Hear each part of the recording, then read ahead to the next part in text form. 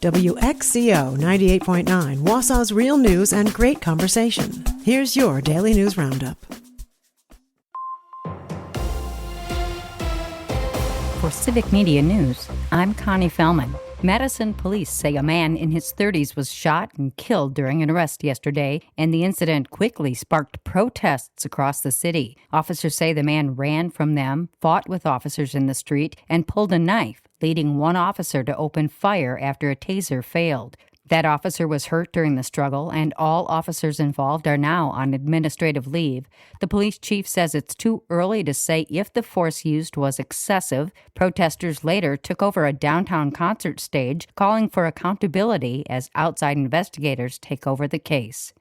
After a brief spark of life in a decades-old cold case, Fond du Lac County Sheriff's deputies say searchers found no human remains after hours of digging at the former home of Bobby Joe Fritz. Bobby Joe was 5 years old when he disappeared from his Campbellsport home in 1983.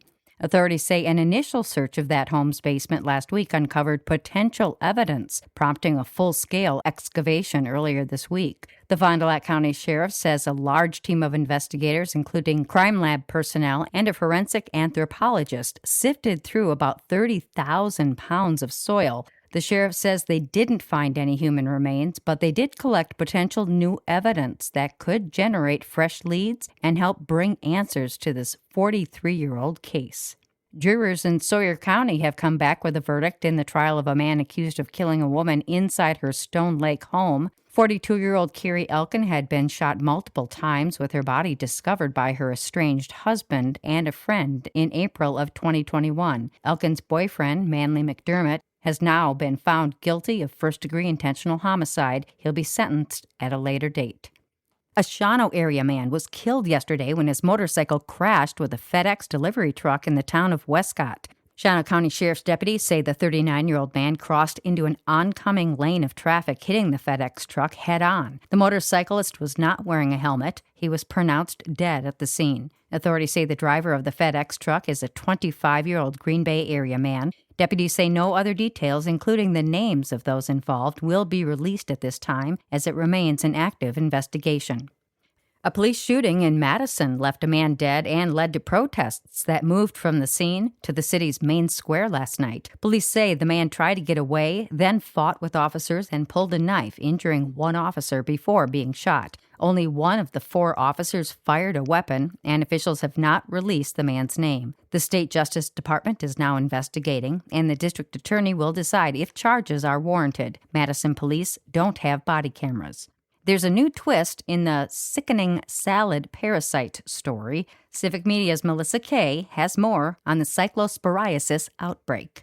Over the weekend, the FDA issued a positive test result for shredded lettuce from Taylor Farms in central Mexico. The FDA retracted their statement on July 19th, saying the test result was a false positive. Assertions have popped up on social media claiming this change is because of Taylor Farms' political donations. According to a Snoops article published on July 21st, their parent company, Taylor Fresh Foods, has made 12 separate large donations to Republican PACs since 2020, including a $1 million donation to MAGA Inc., a Trump-aligned PAC, in March of last year. Records show that while owner Bruce Taylor is a Republican donor, there's no evidence he personally donated to Trump. Taylor Farms is continuing their voluntary recall, and the FDA states the outbreak investigation is ongoing. I'm Melissa Kay, Civic Media News. And that's your state news update. I'm Connie Fellman for Civic Media News. A big day for Ortiz. Hi, I'm Mike Clemens with sports. Baseball, the Brewers have tonight off after beating the Mets yesterday 4-3. A month ago, Joey Ortiz had the lowest batting average on the team. Yesterday, he had 3 hits and a walk to lead the way to a series win over New York. I feel like I'm confident enough to, go out and compete. And, I always feel like I'm able to be at this level and compete at this level. So I think the confidence is there. It's just about, taking it day by day and keep moving forward. Pat Murphy. I really believe, and we all say this all the time, you talk about confidence, like when a guy starts to believe, he's just in a good, free space. You know what I mean? He's just like, hey, whatever they got, whatever they're going to deal me, whatever cards, I'm good. Just let's go play and have fun. And I'm just really happy for the person. You know what I mean? I'm just really happy for him. That's Brewers manager Pat Murphy from American Family Field, With sports, I'm Mike Clemens. It is going to be a sunny, nice, not humid day today. We'll get to the upper 70s to near 80 for a high this afternoon. Tonight, mostly clear. We'll drop down to the mid to upper 50s tomorrow. More sunshine with a high right around 80. I'm meteorologist Sean Cable. That's your Wausau News Roundup from WXCO. Find more news anytime at WXCO.FM. Subscribe to this podcast on Spotify, Apple, or wherever you find your podcasts.